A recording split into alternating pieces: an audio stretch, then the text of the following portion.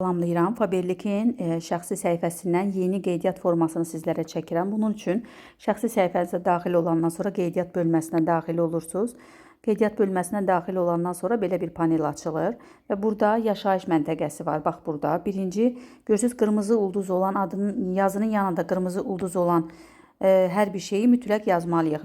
Min yaza, Mingəçevir, yəni olan kimi birinci Mingəçevir açılır. Yazının üzərindən basıb qeyd edirik.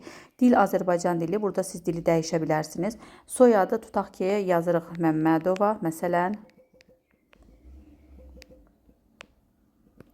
ad məsələn deyək ki, yazaq Xəyalə.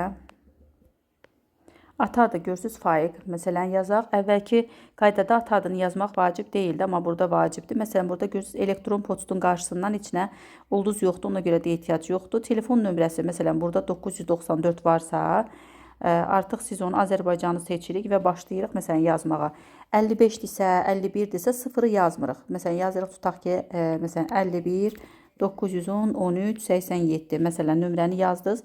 Gördünüz burada avtomatik işarə gəldi ki, nömrə də düzgündür. Gəlirik doğum tarixi hissəsinə.